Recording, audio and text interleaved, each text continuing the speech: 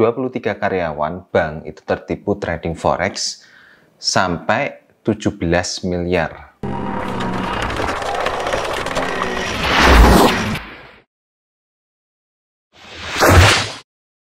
Halo, selamat datang di channel saya, Ardi Novianto Putra. Ya, barusan saya lihat browsing-browsing di internet, saya menemukan berita yang mungkin ini berita negatif mengenai trading forex ya. Jadi beritanya adalah 23 karyawan bank itu tertipu trading forex sampai 17 miliar total kerugiannya ya. Nah, mari kita baca dulu beritanya sebelum saya mengomentari berita tersebut. Jadi ada seorang yang bernama Panji, itu sudah 17 tahun menjadi pialang ya. Dia ikut di trading forex dengan brokernya itu adalah Instaforex, XM, ProInsta, dan OctaFX ya. Ini brokernya ya, sebenarnya brokernya itu nggak salah ya, brokernya itu berada di tengah-tengah. Karena si broker ini cuma sebagai wadah ketika kita melakukan transaksi di trading forex. Lalu dan dia mencari investor agar mendapatkan keuntungan besar, dan si Panji ini menjanjikan keuntungan 5% setiap bulan kepada investornya untuk uang yang dia kelola melalui trading forex. Kemudian jaksa penuntut umum dalam dakwaannya menyatakan bahwa Panji mendirikan Raga Manajemen sebagai fund manager supaya meyakinkan kepada para korbannya ya. Nah, perusahaan ini tidak memiliki karyawan dan tidak berbadan hukum. Pada tahun yang sama, si terdakwanya ini diterima di bank plat merah ya. Dia menjabat sebagai analis kredit. Kemudian pada pekerjaan barunya ini dia memanfaatkannya untuk mengajak teman-teman di lingkungan kerjanya itu untuk ikutan invest di trading forex dengan keuntungan 5% dari uang yang diinvestasikan. Sebentar, 5% itu setiap bulannya, dijanjikan keuntungan 5% setiap bulan. Ya cukup besar sih kalau kita bandingkan dengan instrumen investasi yang lain seperti deposito, reksadana. Tapi di trading forex 5% itu masuk akal. Cuman tergantung siapa yang trading itu ya. Kemudian terdakwa mengajak teman-temannya yang bekerja di bank itu untuk ikut berinvestasi di forex ya. Dengan jabatan di bank tersebut dan keuntungan yang dijanjikan, banyak teman-temannya itu tertarik untuk berinvestasi di dia ya. Istilahnya titip trading. Nah, ini kasusnya intinya adalah titip trading lagi ya. Kemudian si Panji ini mempresentasikan keuntungan-keuntungan yang didapat oleh para investornya. Selain itu, apabila terjadi one prestasi, pembayaran keuntungan menjadi tanggung jawabnya. Wah, ini berarti udah menjanjikan keuntungan yang fix 5%, dan kalau terjadi kerugian dia yang menanggung kerugiannya intinya ya. Bahkan sampai membayar keuntungan yang seharusnya dibayarkan ya. Kemudian Panji membuat situs trading, di dalamnya ada 5 broker yang tadi yang disebutkan ya. Sebenarnya broker itu nggak salah, tapi broker itu sebagai fasilitas saja. Yang salah adalah orangnya, bukan brokernya ya. Kemudian broker-broker itu di dalam situs menerangkan bahwa investasi trading tidak selamanya untung. Ya memang kalau di broker ada keterangannya, ada disclaimernya bahwa trading forex itu merupakan investasi yang cukup tinggi resikonya, bahkan bisa menghabiskan uang atau modal Anda gitu ya. Akhirnya ada 23 karyawan yang berinvestasi di dia dan totalnya itu mencapai 17 miliar. Nah, kemudian si terdakwa, si Panji ini mengikatnya dengan perjanjian yang atas nama perusahaan yang dia dirikan ya, fund manager yang dia dirikan, namanya adalah Raga Manajemen, agar lebih meyakinkan kepada si korban-korbannya ini. Uang pembayarannya ini kemudian dibelanjakan untuk memberi rumah dan mobil di Sidoarjo.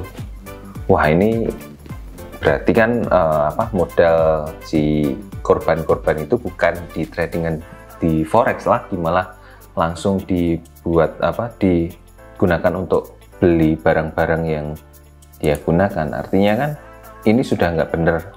Kalau kita baca di sini, ini kan sudah nggak benar, karena uang yang seharusnya diinvestasikan di trading forex malah dipakai sendiri. Nah, si Panji ini membeli barang-barang tersebut untuk meyakinkan kepada korban-korbannya itu kalau ya itulah lifestyle sebagai trader yang sukses. Well, sebenarnya lifestyle trader yang sukses itu nggak seperti itu sih. Malah justru kalau ada orang yang full time trading dan pendapatannya dari trading dan udah sukses di trading lah istilahnya, kehidupannya malah di rumah terus, mantengin grafik terus. Jadi tidak mesti gaya hidup seorang trader yang sukses itu pakai mobil mewah, rumahnya mewah, seperti itu. Malah justru mereka punya gaya hidup masing-masing, punya ciri khas masing-masing. Jadi teman-teman harus hati-hati dengan orang yang menawarkan seperti ini. Nah, mari kita bredel berita ini dari awal ya. Jadi intinya si brokernya itu nggak salah. Brokernya ini sebagai perantara saja, sebagai alat yang digunakan untuk melakukan transaksi di trading forex. Jadi yang salah tetap adalah si Panji Permananya ini, karena ini sama saja kita titip trading di Panji ya. Kalau kita ibaratkan kita ini adalah korbannya. Nah, pelajaran yang bisa didapat buat teman-teman di sini adalah sekali lagi jangan percaya dengan titip trading, meskipun orang yang menawarkan titip trading itu bergaya hidup mewah, bahkan sampai menanggung kerugian yang terjadi ketika transaksinya itu rugi, siap menanggung. Nah, itu harap hati-hati, karena 90% titip trading itu pasti hasilnya tidak bagus, dan saya sudah membuktikannya, sudah meneliti ya. Banyak sekali teman-teman saya yang curhat ke saya kalau habis kena titip trading dan uangnya nggak kembali. Intinya seperti itu. Dan ini korbannya itu store duitnya gede-gede banget ya. Ada yang 750 juta, 200 juta, 150 juta, 100 juta. Nah, ini kalau Anda memang berniat untuk transaksi di trading forex, baiknya awal mula ketika Anda belajar di trading forex, modalnya jangan besar-besar dulu, tapi modal yang kecil dulu. Misalnya 1 juta, 10 juta, kayak gitu ya, yang wajar-wajar lah. Dan kalau memang Anda punya uang nganggur, jangan semuanya diterjunkan di trading forex. Ya 10% boleh lah masuk ke trading forex, tapi Anda harus belajar sendiri, harus mempelajari bagaimana caranya melakukan transaksi, bagaimana cara melakukan analisa di trading forex. Sebaiknya sih memang Anda transaksi sendiri.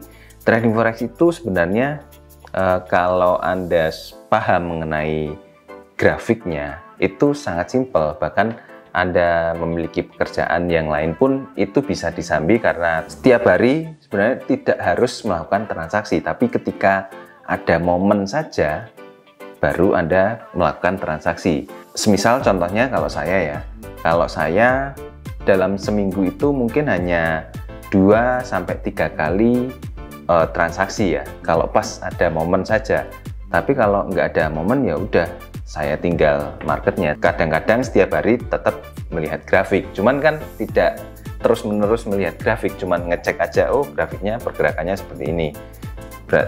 Ketika pergerakan seperti ini apakah ada momen atau tidak. Jadi kalau ada momen ya saya pasang open posisi, tapi kalau nggak ada momen ya saya tinggal melakukan pekerjaan yang lain, kemudian setelah beberapa jam gitu saya cek lagi. Jadi sebenarnya simple di trading forex itu, dan intinya teman-teman harus hati-hati dengan tawaran-tawaran seperti ini ya. Lebih baik teman-teman menerima tawaran mengenai edukasi saja, edukasi trading forex, dan yang menjalankan akunnya itu teman-teman sendiri, itu jauh lebih baik daripada teman-teman ada yang menawarkan titip trading seperti ini. Lagi-lagi saya peringatkan hati-hati terhadap titip trading di trading forex. Oke, jadi seperti itu saja teman-teman untuk sharing saya di video kali ini.